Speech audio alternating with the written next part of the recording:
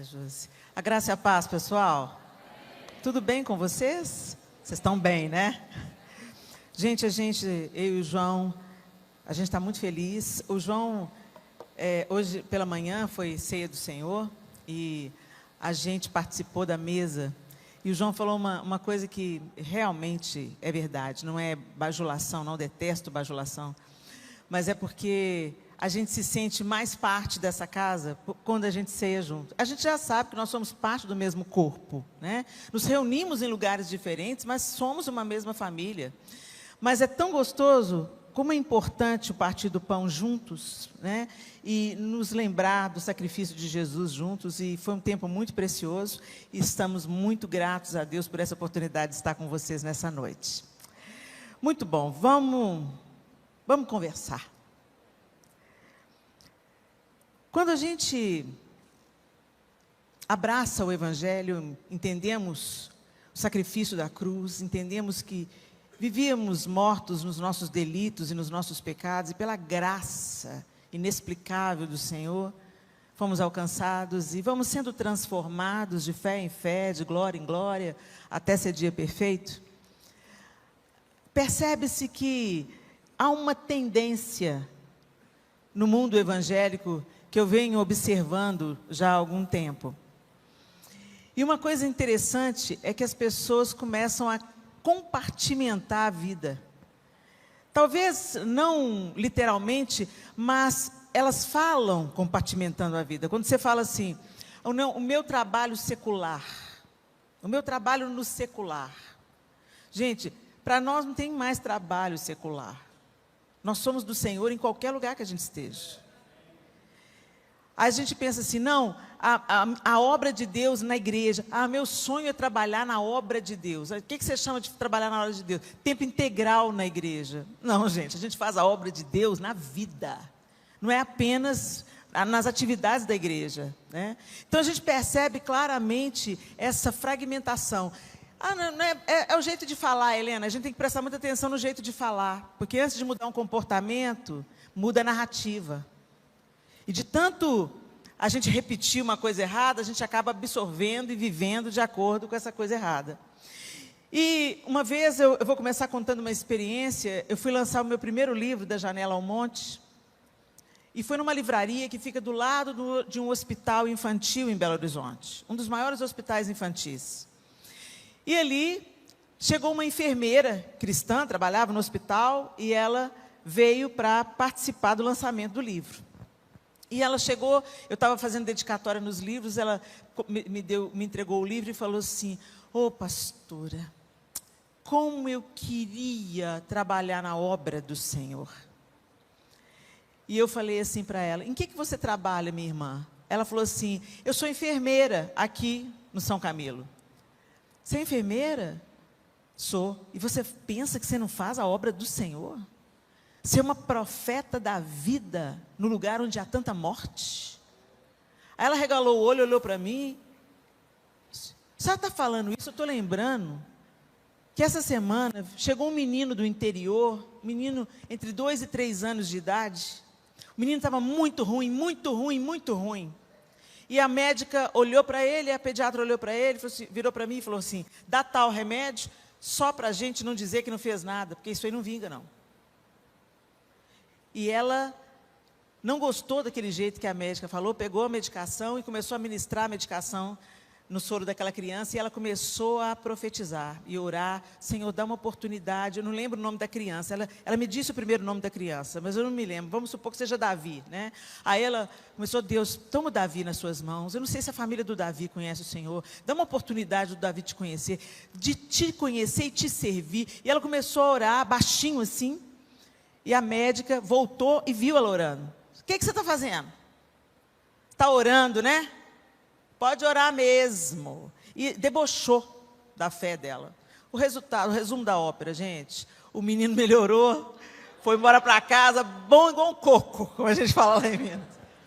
E aí eu falei assim, e você me conta uma coisa dessa e fala que você não está fazendo a obra de Deus. Ela olhou para mim e falou assim, eu nunca tinha pensado nisso. Então, nessa noite eu quero conversar com você sobre fé e trabalho. Porque muitas vezes a gente encara o trabalho como uma maldição. Eu já vi algumas pessoas até se valendo disso, né? Falando que a maldição da queda, né? Lá em Gênesis 3, no capítulo do verso 17 ou 19, gente, só para falar com o pessoal da mídia, se vocês foram projetar aqui, eu estou na Nova Almeida atualizada, tá bom? NAA. E aí no texto lá de Gênesis 3, 17 e 19, diz assim, e a Adão, Deus falando, e a Adão, por ter dado, Deus estava falando e falou, e a Adão ele disse, por ter dado ouvidos à voz de sua mulher, e comido da árvore que eu havia ordenado que não comesse, maldita é a terra por sua causa. Em fadigas você obterá dela o sustento durante os dias de sua vida. Ela produzirá também espinhos e ervas daninhas, e você comerá a erva do campo. No suor do seu rosto você comerá o seu pão, até que volte à terra, pois dela você foi formado, porque você é pó, e ao pó voltará. E aí muita gente se valendo desse texto, dessa condenação, ele fala, está vendo? Trabalho veio depois da queda, gente. Está aí a gente pesado, pega ônibus lotado, pega trânsito. Oh, estou doido para aposentar. Ai, queria ganhar tanto porque eu não precisava trabalhar tanto. E a gente começa a amaldiçoar o nosso trabalho. Ah, só trabalho porque tem jeito, né? Tem que sustentar os meninos, tem que levar o pão para casa, então trabalho. Às vezes você está até insatisfeito com o trabalho que você está realizando hoje, e eu quero te encorajar. Procura, hoje pode ser esse trabalho que está matando a sua fome, pagando o seu aluguel ou a sua prestação, então glória a Deus por isso. Mas não se acomode aí não, vai entendendo, vai discernindo o que você gosta de fazer, o que você faz com fluidez, e vai procurando melhorar. O problema da gente é que às vezes a gente murmura e se acomoda, e aí vai ser muito ruim de fato trabalhar. Então, a integração entre fé e trabalho não é apenas uma questão de testemunho evangelístico. Ah, entendi, Helena. Então, como aquela enfermeira, né?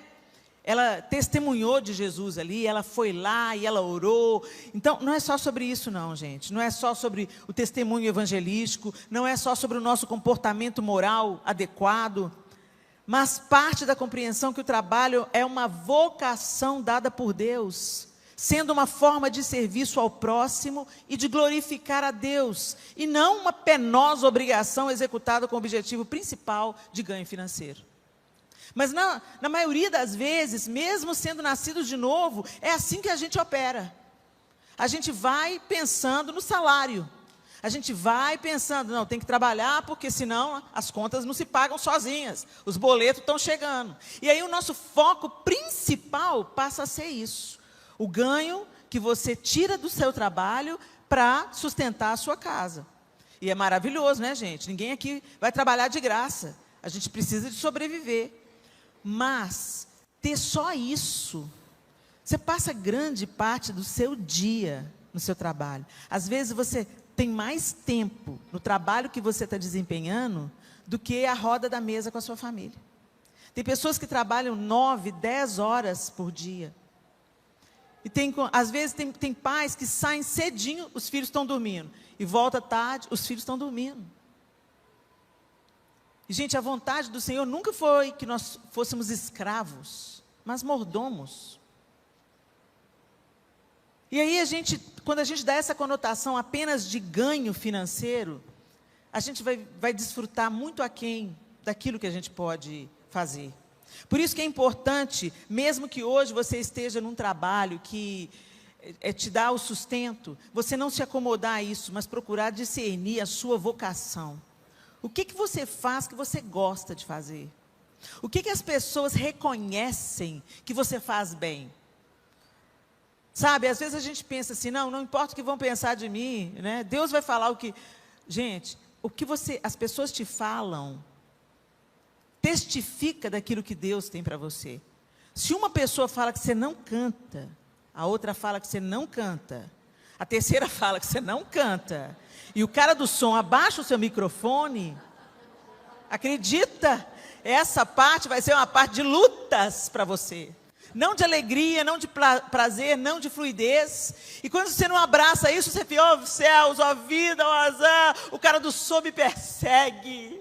Não, ninguém está te perseguindo, minha linda. Porque tem muita coisa para ser feita, tem muito lugar onde você pode ser bênção, tem muitas coisas onde você pode servir, fluindo de uma maneira linda. Mas tem gente que fica frustrada, tem gente que fica enraivecida. Eu me lembro de uma experiência que eu li no livro Coração do Artista, que o Rory Noland, ele conta, o autor do livro, ele conta que ele assumiu o ministério de louvor de uma igreja, e a igreja americana tem uma outra cabeça, né, gente? E ele chegou lá e ele começou a perceber que o louvor estava bem capenga. Tinha gente em lugar errado, né? Então tinha uma moça no coral, por exemplo, que não afinava, que não tinha uma grande voz.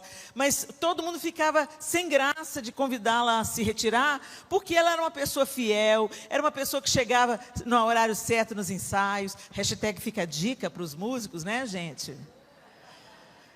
Porque, normalmente, grandes talentos negligenciam. Vou chegar atrasado, eu sou um grande talento, você é soberba, tá, meu lindo? Então, chega na hora. Aí, ele falou assim, vou fazer uma audição. Então, ele promoveu uma audição para ele ouvir cada pessoa, executando o instrumento e cantando. E, a partir disso, ele foi identificando quem estava no ministério errado. E aí, ele convidou essa moça, gentilmente explicou, olha, minha amada irmã, certamente Deus quer usar a sua vida, mas não no ministério de louvor. Você não tem as ferramentas necessárias para você equipar a equipe de louvor, você somar a equipe de louvor. Então, nós agradecemos muito a sua dedicação, a sua entrega, esses anos todos, o Senhor recebeu, mas nós precisamos de funcionar com excelência, porque o Senhor é digno de toda excelência. E se você está aqui, você não está no lugar onde Deus te quer. Porque, gente, esse comentário é meu. Deus não é um pai cruel. Ele não vai mandar um filho para um lugar quente, para o Rio de Janeiro em janeiro. Quem vai arrumar a mala do filho para o Rio de Janeiro em janeiro, vai colocar o quê? Bermuda, chinelo, protetor solar, camiseta. Receba. Em janeiro, aquele calorzão. Então você vai fazer a mala de acordo com o destino. E Deus não é um pai cruel. Ele coloca na sua mala o que aponta o seu destino. E se você ficar cobiçando a mala alheia, né, olhando para aquele que está na mala alheia, não vai dar para você ir de casaco para a praia. Você vai parecer doido e você vai sofrer. E é exatamente isso que acontece quando a gente trabalha em alguma coisa que a gente abomina. Seja grato, abençoe o seu trabalho, abençoe o seu pão, o seu ganho, mas pergunta para Deus, onde eu posso fluir? Onde, Senhor, eu posso ser um funcionário ainda melhor? Onde eu posso me alegrar com o meu trabalho? Enquanto eu sirvo a minha comunidade, eu sirvo aos meus colegas, né? Gente, o Senhor se agrada do trabalho, o trabalho não é uma maldição, o trabalho é uma bênção. E por que o trabalho é uma bênção? Gênesis 1, 27 e 28 diz assim, assim Deus criou o ser humano à sua imagem. A imagem de Deus o criou. Homem e mulher os criou. E Deus os abençoou e lhes disse, sejam fecundos, multipliquem-se, encham a terra e sujeitem-na. Tenham domínio sobre os peixes do mar, sobre as aves dos céus e sobre todo animal que rasteja na terra. Aqui a gente vê claro que Deus instituiu o trabalho antes da queda. Ele mandou o homem cultivar o jardim, submeter, proteger. Isso é trabalho, gente. O que veio como maldição, a terra foi amaldiçoada por causa do pecado. Então, aquilo que era tirado da terra, com facilidade, com prazer, começou a ser duro. A terra começou a produzir espinhos e abrolhos. Então, tudo começou a ser penoso. Para eu plantar, para eu colher, tudo começou a ser penoso. Mas por causa, Deus amaldiçoou o trabalho? Não, a terra foi amaldiçoada. Logo, ela produzir e você trabalhar iria exigir mais esforço. Mas fomos reconectados com Deus, fomos feitos à imagem de Deus, e um Deus que trabalhou 6 dias e descansou no 7º. Se fomos feitos à imagem de Deus, um Deus que trabalha, Ele não parou de trabalhar, Ele formou o mundo em 6 dias, descansou no sétimo, e desde então ele tem trabalhado na obra de redenção, no coração humano, na sua vida, na minha vida, nessa cidade e no mundo inteiro. Deus trabalha. E se nós fomos feitos à imagem de Deus, por que nós estamos amaldiçoando o trabalho? O lugar onde Deus quer nos fazer ministros. Deus quer fazer de você um ministro dele no trabalho que você está. Será que você tem? Quantas vezes a gente amaldiçoa o lugar de onde a gente tira o pão? A gente chega lá e fala assim, ai meu Deus do céu, pensar que eu vou ter que ficar aqui. E os crentes começaram a ser um peso. Houve uma época lá em Belo Horizonte que tinha um culto dos empresários e dos desempregados, para produzir uma conexão, né? E as pessoas que estavam desempregadas serem admitidas por aqueles empresários e tal. E aí os empresários começaram a não querer mais o culto. Por quê? Porque estavam empregando os crentes e os crentes estavam na picaretagem. Aqueles crentes que chega, vai atrasar, liga para o colega e fala assim, bate o cartão para mim. Aquele crente que... Tem, só lá em Belo Horizonte. Só lá em Belo Horizonte tem isso. Né? O trabalho termina 6 horas, 10 para 6, você já está pronto, com o pé na porta. Se você está no comércio, alguém entra, ai, que raiva, por que não veio mais cedo? E às vezes Deus quer usar justamente você na vida daquela pessoa ali, ó. Eu me lembro uma vez que eu perdi uma pedra da minha sandália. A minha sandália era nova. E eu perdi uma pedra, ela era toda cheia de pedras, e eu perdi a pedra da sandália. E ela estava nova, meu Deus, como é que... E só que a pedra que ficava no peito do pé, assim, era grande. Como é que eu vou usar essa... Né? E não dá para eu descartar, essa sandália está nova. Já sei, vou lá na Galeria do Ouvidor, que é um lugar onde vende tudo quanto é coisa para fazer bijuteria, tudo para ver se eu acho a pedra igual. Aí entrei numa loja, só vendia isso, resina para, né, pedra, coisa para acessórios, sandália, bolsa e tal. Pedra, resina, para todo lado, a loja inteira. Eu entrei, a moça assim, pois não. Olhando para o balcão, pois não. Falei assim, bom dia. Aqui, moça, eu tenho essa... Eu levei as 2 sandálias, né? Olha, eu perdi a pedra dessa sandália, você tem pedra? Não. Eu pensei, puxa vida, ela nem olhou. Não tem. Ô moço, tem certeza que tem tanta? Não tem. Eu conheço a que a gente tem aqui. Não tem. Vai ser muito difícil você achar, tá? Porque quando a fábrica compra assim, compra tudo. Tá bom, obrigado. Entrei numa, entrei noutra, e eu tive o mesmo tratamento. Entrei em 4 lojas diferentes, eu tive o mesmo tratamento. Aí eu estava desanimado, nossa, que povo mal-humorado, nossa, que amargura, né? Contamina, a amargura contamina. Aí, eu já estava amargurada, meu Deus, ó céus, ó vida, ó azar. Por que eu perdi a pedra da sandália? Aí eu passei perto, vi uma loja lá no térreo, é uma galeria, a gente tem uns 4 ou 5 andares. Ô João, vão naquela, ô Helena, você já ouviu? Meu bem, vamos lá, é a última, eu prometo, é a última. Aí o João, é a última, Helena, é a última. Aí entrei lá. Eu, moça, repeti a mesma história das outras 4 lojas. Olha, aconteceu isso, eu perdi a pedra dessa sandália. E eu queria muito colocar uma. Você tem uma pelo menos parecida? Ela olhou assim, e olhou para mim e falou assim, deixa eu verificar. Olha. Aí, olha o mistério, pegou a sandália, foi lá para dentro. Daqui a pouco ela voltou. Olha, nós não temos dessa pedra. Aí ela repetiu o que a outra falou. Normalmente, quando vai colocar assim, vai fabricar em série, eles compram, eles arrematam os estoques, nem vem para a gente para reposição. Mas eu tive uma ideia, eu achei essa outra pedra. E ela é muito parecida com as outras pedrinhas. Olha o efeito. E ela coloca a pedra onde estava faltando. Se você comprar 2, você tira dessa peça e as 2 vão ficar igualzinhas. Ninguém vai saber. Moça, você salvou minha sandália. Aí eu fiquei tão feliz. Tá bom, quer dizer, em vez de ela vender uma pedra, ela vendeu 2. Aí Eu falei, muito obrigada, você me ajudou muito. Ah, imagina, a gente fica feliz em ajudar. Sempre doce, com um sorriso nos lábios e tal. Fui lá, paguei e saí toda feliz. Quando eu estava saindo na porta, o Espírito Santo falou comigo assim, volta lá e diga a ela. Aí eu voltei, moço, vem cá.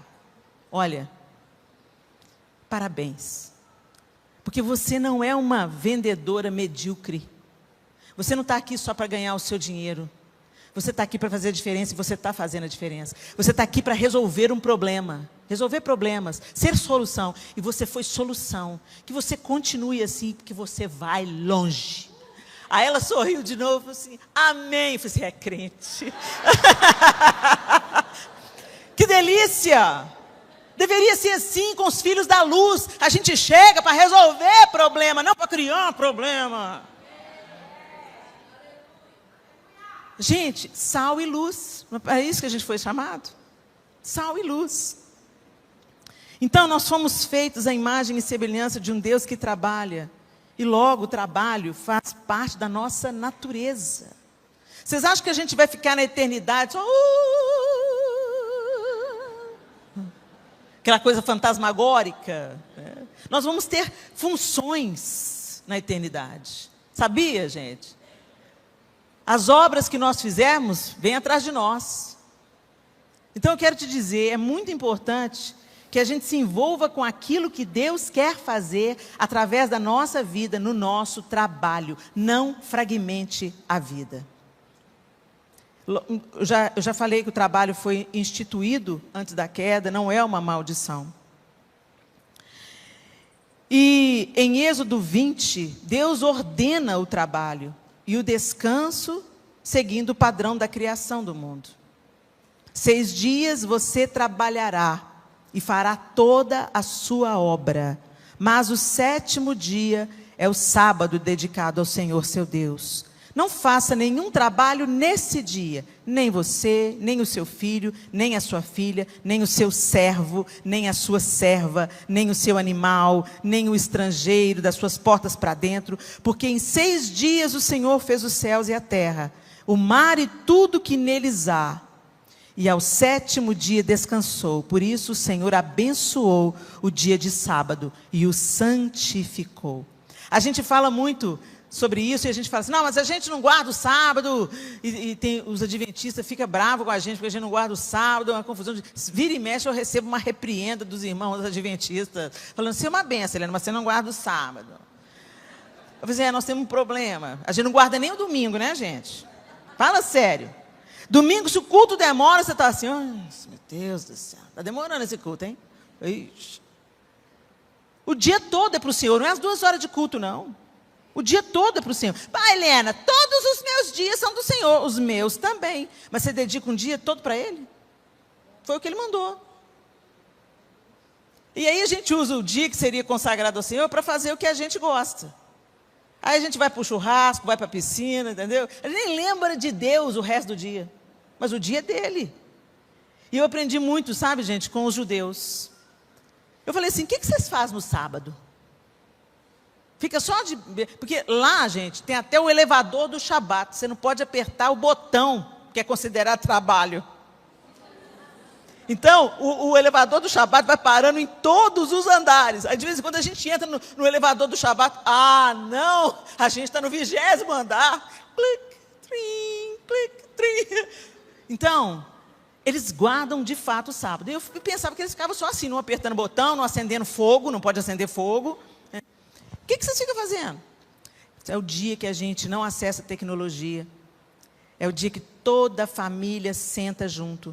Os pais ensinam a Torá para os filhos de uma maneira demorada. Levamos os meninos nas sinagogas para o tempo de adoração. E honramos as mulheres.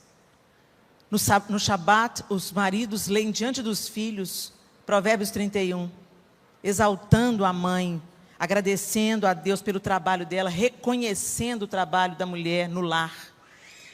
A gente tem comunhão, olha nos olhos, reparte a refeição.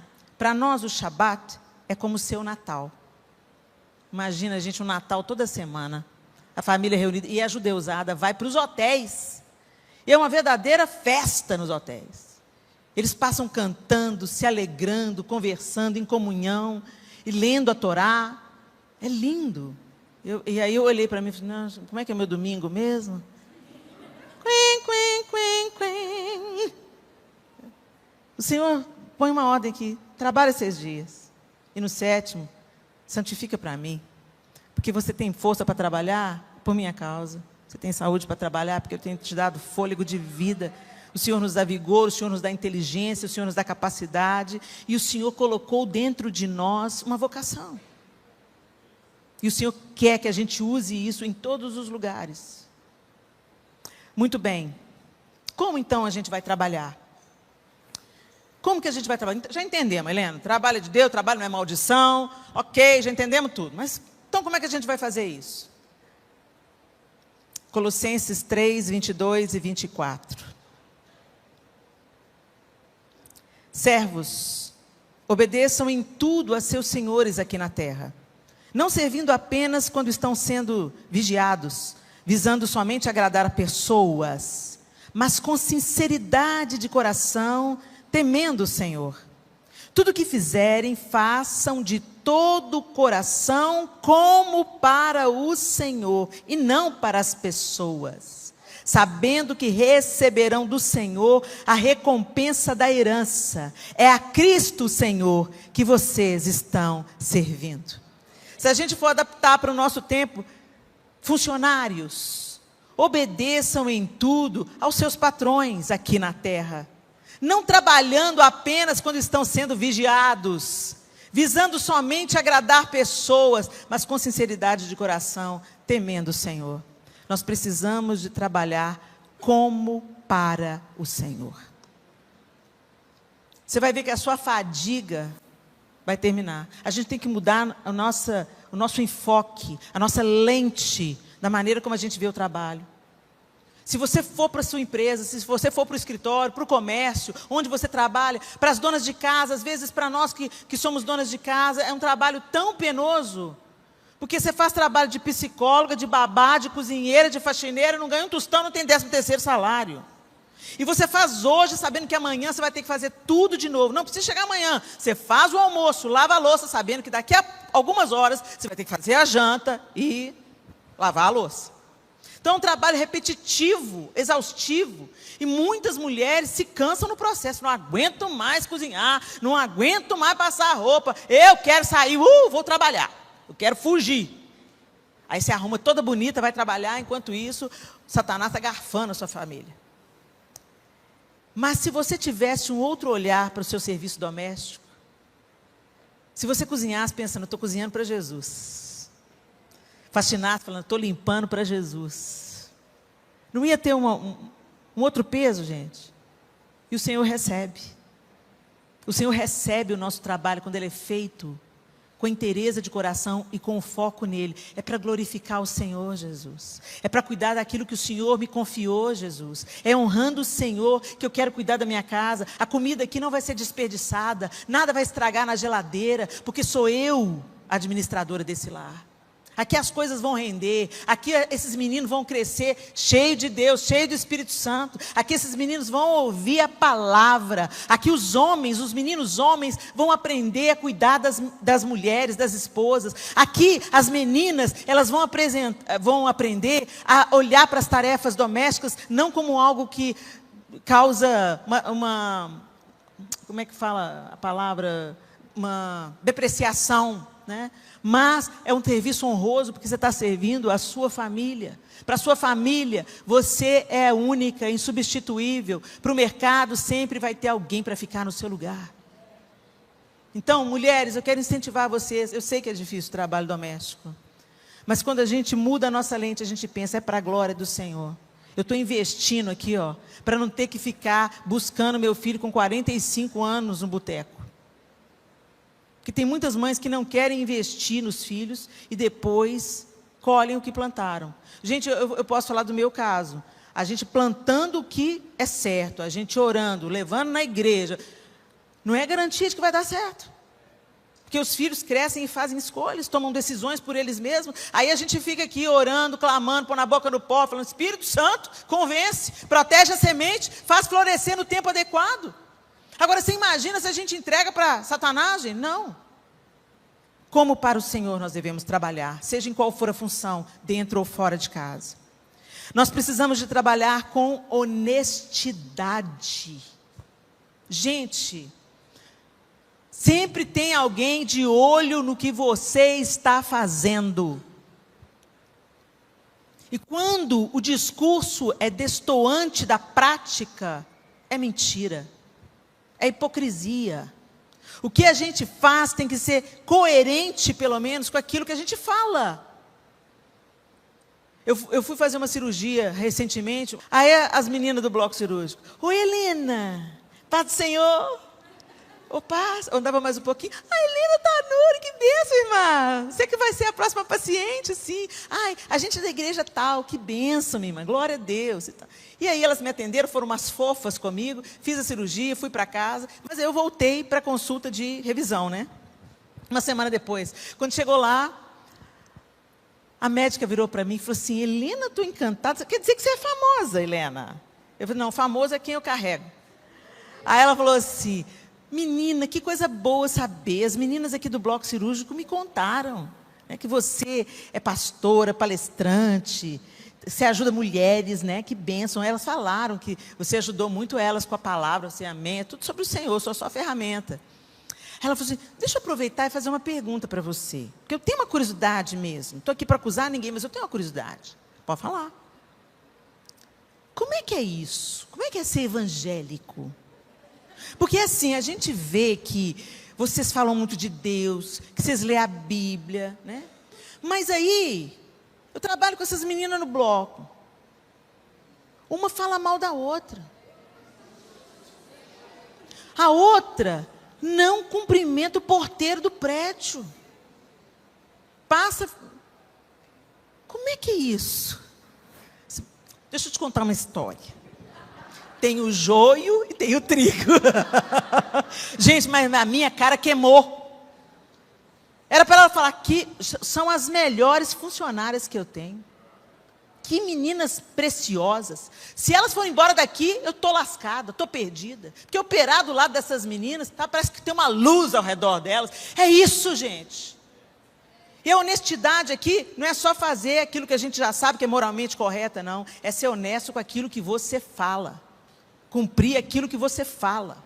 Prega primeiro para você, gente. O nosso ouvido é o mais perto da nossa boca. Talvez por isso que Deus me colocou no púlpito. Para eu não me apartar dele. Helena, eu vou falar até na sua cabeça. A palavra do Senhor diz assim em Provérbios 11, 1. O Senhor detesta balanças desonestas, mas o peso justo é o seu prazer. Quantas vezes a gente, sabe, dá uma engalobada no imposto, finge que não viu, caixa 2, mente no telefone, leva a caneta e o bloco da empresa. Ah, mas tem um tanto de bloco, um tanto de caneta, mas é seu? Não. Se ninguém te autorizou a levar, não leva, você roubou. É a mesma mentalidade, gente, que tem no micro, vai para o macro.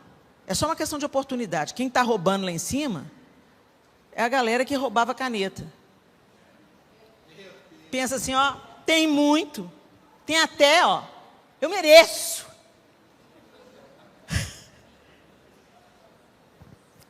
Trabalhe para o Senhor com honestidade. Outra maneira de você trabalhar para o Senhor, sendo uma influência positiva no ambiente de trabalho. E eu não vou repetir aqui a história. O que eu acabei de ilustrar conta bem que tipo de gente a gente é. As meninas chegam para mim: Helena, eu escuto as suas mensagens no YouTube o dia inteiro. Onde? No trabalho. Não faça isso. Você está roubando do seu patrão. Não, porque o que eu estou fazendo é com a mão. Não preciso de ficar, não preciso de parar o meu trabalho, não. Na verdade, eu não assisto, né? Eu ouço. Gente, o meu vídeo mais visualizado no YouTube é o vídeo mais mal acabado. Aquele vídeo feio. Eu estou lá no fundo da igreja, a câmera fixa, uma imagem ruim. Eu nunca entendi por que era o vídeo mais visualizado do meu canal. Aí agora eu descobri, a mulherada não assiste.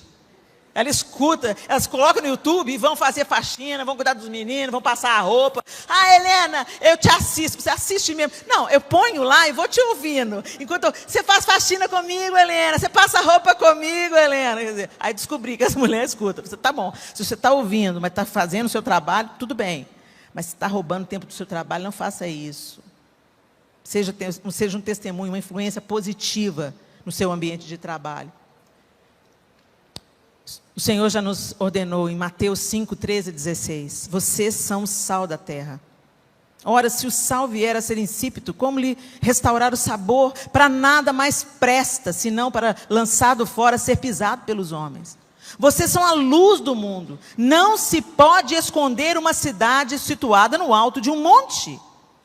Nem se acende uma lamparina para colocá-la debaixo de um cesto, mas num lugar adequado, onde ilumina bem todos os que estão na casa. Assim brilhe também a luz de vocês diante dos outros, para que vejam as boas obras que vocês fazem e glorifiquem o Pai de vocês, que está nos céus. Às vezes a gente gosta muito de posar de santarrão no Instagram, né? Aí lá, fala assim, eu vou ali, indo levar a cesta básica. Não, gente, faz a boa obra. Se dedique-se a ser um profissional competente. Se dedique-se a ser aquela pessoa que chega assim, ó, e a luz entra, iluminando a todos. Não seja o chato.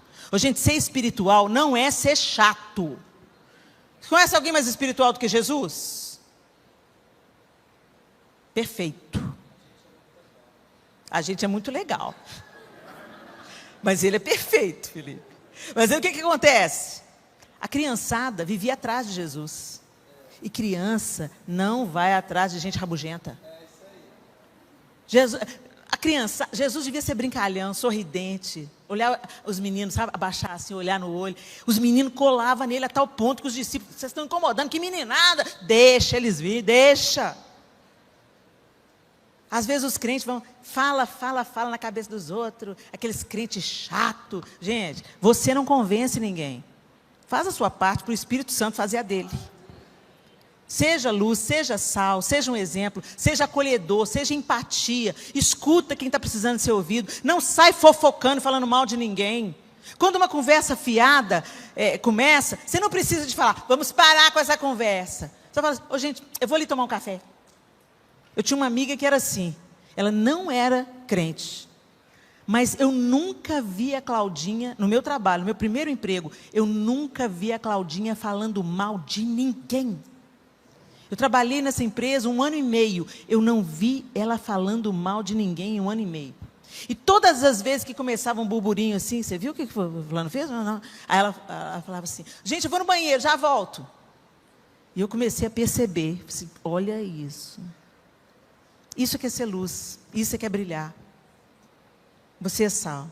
Que as pessoas vendo a maneira excelente como você trabalha, pontualidade, honestidade, empatia. Aquela menina que me atendeu, ela não fez só o trabalho dela, ela foi além. Ela fez mais. Seja uma influência positiva onde você está. Valorizando a sua vocação. Valorizando a sua vocação. Não é só sobre os dons ministeriais, não, gente. Ministros de mercado. Tem alguma manicure aqui? Tem? Ah lá, tem. Cabeleireira? Cabeleireira Leila? Extensão de cílios? Você já pensou? Uma mulher fica presa com você 1 hora. Você está arrumando o cabelo dela, você está pondo a mão na cabeça dela, você está pintando a unha dela. Muitas vezes a mulher vai para o salão porque está angustiada. Começa a desabafar.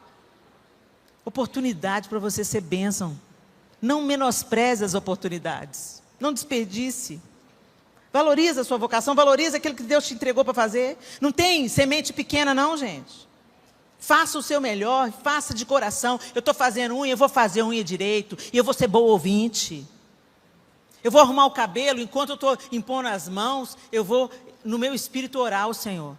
toma essa mente nas tuas mãos, traz refrigério, tira toda a confusão, todo o desejo de autoextermínio. Gente, você é um representante do reino de Deus onde você está.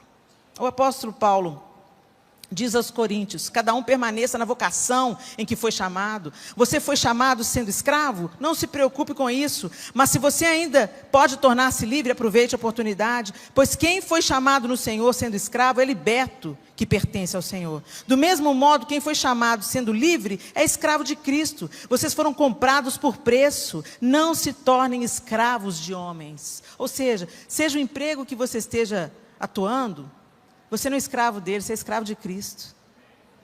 O patrão é só a ferramenta, o cara que é usado para te prover. Mas quem te sustenta nesse trabalho é Cristo. Posso ouvir um amém? Amém.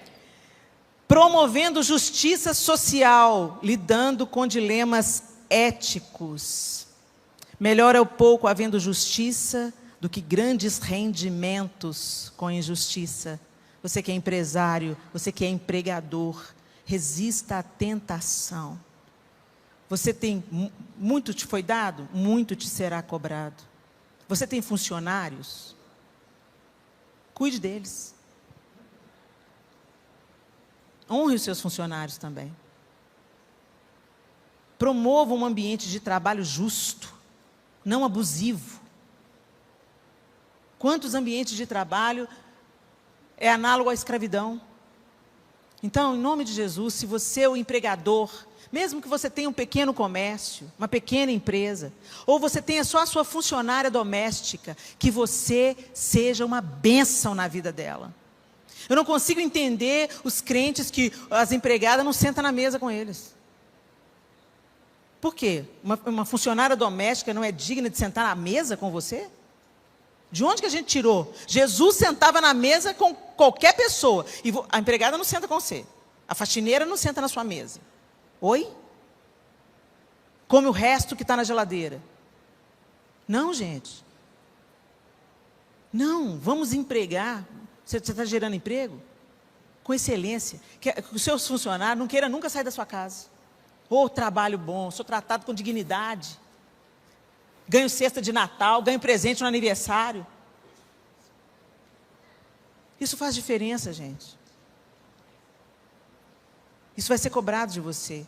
Então promova a justiça social e lide com os dilemas étnicos. Porque às vezes a gente começa a fazer uma coisa errada como empregador, porque a pressão é essa, mas o nosso padrão é Cristo. Não é porque você é patrão que você é melhor do que ninguém. É uma troca. O patrão precisa do funcionário, o funcionário precisa do salário, é uma troca. E finalmente, sem idolatria. Porque já ouviu falar nos workaholics?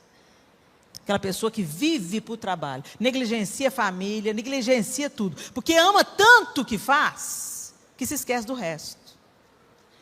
Isso é idolatria, gente. Ou então é movido pela ganância. Eu tenho que trabalhar mais, porque eu tenho que ter mais dinheiro, eu tenho que trabalhar mais, porque eu tenho que ganhar mais, porque eu quero dar para o meu filho aula de judô, alemão. Gente, seu filho precisa de pai. Ele não precisa de tênis de marca, ele não precisa de viagem para Disney. Se você tiver para isso, glória a Deus, vai ser uma... Mas isso aí é o infinitamente mais. O que mantém a gente de pé é a comida de todo dia. Não é o pavê do final de semana. Então, eu quero dizer para vocês, cuidado com a idolatria do trabalho. Eu não estou falando disso. Eu estou falando de você abraçar o seu trabalho e ser um reflexo de Cristo onde você está trabalhando. Se você não está no lugar que você gostaria, vai procurar o lugar para você se encaixar e sentir essa alegria no trabalho, onde você pode derramar a sua vida ali nos seus companheiros de trabalho, nos seus funcionários ou no seu patrão. Mas cuidado com a idolatria. O trabalho não pode se tornar a fonte da nossa identidade. Tem gente assim, se eu não for dentista, morri. Se eu parar de fazer o que eu estou fazendo, não, eu tenho que ser pastor. O grande problema, os pastores quando vão jubilar, né, aposentar, o grande problema é que muitos pastores sentem que perdeu a identidade. Não, você não deixou de ser pastor, você só não está à frente de uma igreja. Você pode pastorear almas, você pode se assentar com as pessoas, ouvi-las, aconselhá-las. O problema é quando a gente agrega todo o nosso valor, a nossa identidade, àquilo que a gente faz. Sem idolatria e sem materialismo. Porque o materialismo cria pressões que afastam as pessoas de uma visão cristã para o trabalho. Em Colossenses 3, 5 e 6 diz assim: portanto, façam morrer tudo o que pertence à natureza terrena: imoralidade sexual, impureza, paixões, maus desejos e a avareza, que é idolatria. Por causa destas coisas é que vem a ira de Deus sobre os filhos da desobediência. Você é um ministro de mercado. Deus quer que você seja luz em qualquer lugar.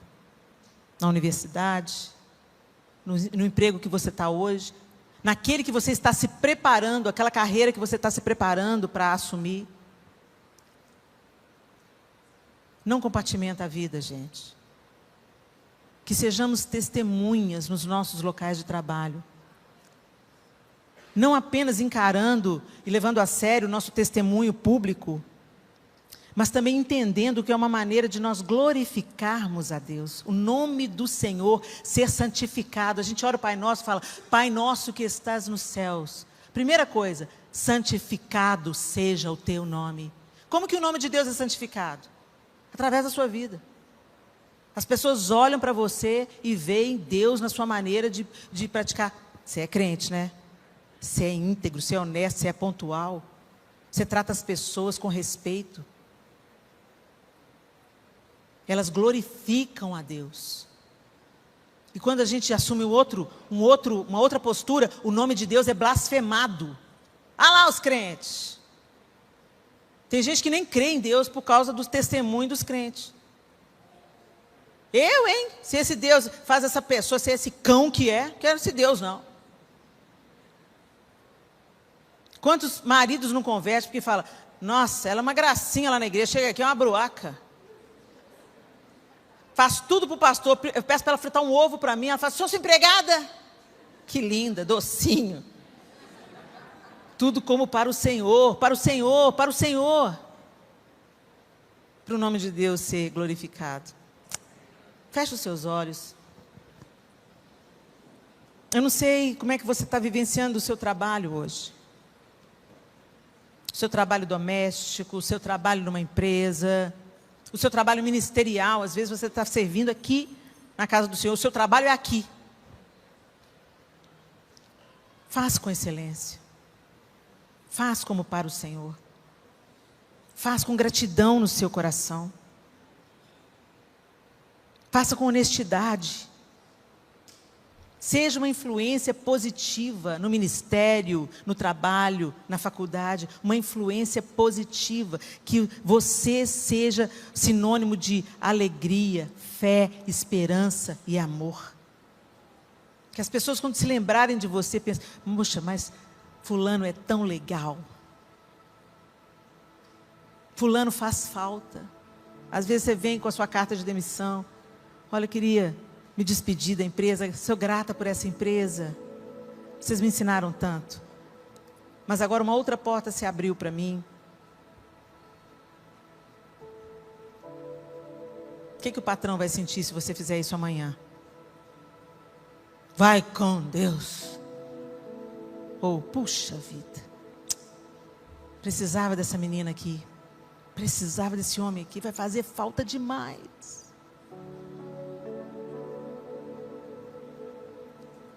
É para a gente deixar uma marca, gente, não uma mancha.